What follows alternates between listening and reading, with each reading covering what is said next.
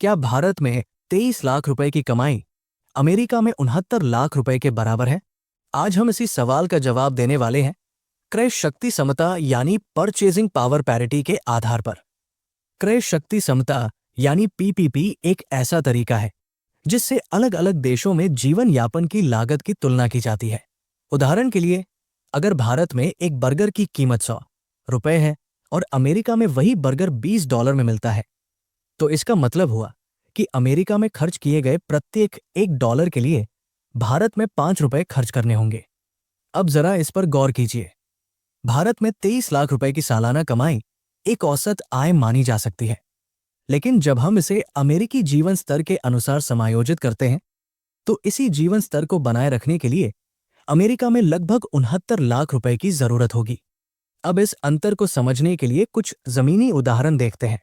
भारत में एक रेस्तरां में खाना खाने का खर्च लगभग 300 रुपए आता है, जबकि अमेरिका में वही खाना लेने पर 1700 रुपए तक खर्च करने पड़ सकते हैं।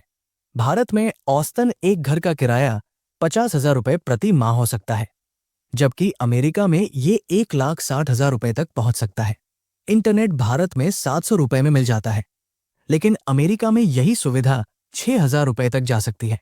सिर्फ यही नहीं, भारत में ड्राइवर या घरेलू सहायक रखना आम बात हो सकती है, लेकिन अमेरिका में ये किसी विलासिता से कम नहीं।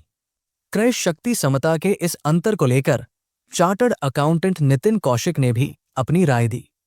उनका कहना है कि भारत में 23 लाख रुपए कमाने को एक साधारण आय माना जा सकता है, लेकिन अमेरिका में समान जीवन स्तर पाने के लिए इसे लगभग 3 गुना अधिक कमाना होगा। IMF और विश्व बैंक जैसी संस्थाएं पीपीपी का उपयोग देशों की अर्थव्यवस्था की तुलना के लिए करती हैं। अगर पीपीपी के आधार पर देखा जाए तो भारत दुनिया की तीसरी सबसे बड़ी अर्थव्यवस्था है।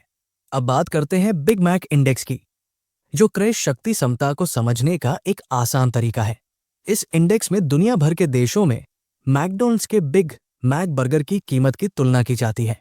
भारत में एक बिग मैक की कीमत 299 रुपए है, जबकि अमेरिका में वही बर्गर $5.58 यानी 475 रुपए का मिलता है। हालांकि किराया, परिवहन और शिक्षा जैसी सेवाओं में ये अंतर और अधिक बढ़ जाता है। कई मामलों में अमेरिका और भारत के बीच क्रय शक्ति अनुपात 10 से 1 तक का हो सकता है।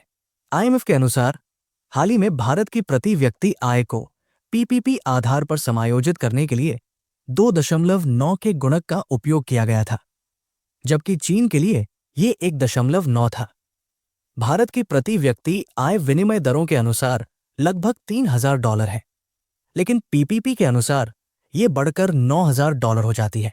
निष्कर्ष यही निकलता है कि भारत में चीजें अपेक्षाकृत सस्ती हैं, इसलिए यहां कम आय में भी अच्छा जीवन यापन किया जा सकता है।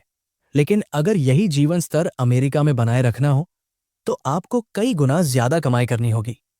तो अगली बार जब कोई अपने वेतन को डॉलर में दिखाने की कोशिश करे तो असली गणित जरूर कर लीजिए। आपको ये जानकारी कैसी लगी? कमेंट में हमें जरूर बताइए, और ऐसे ही दिलचस्प विषयों पर नई जानकारी पाने के लिए चैनल को सब्सक्राइब कीजिए। मिलते हैं अगले वीडियो में।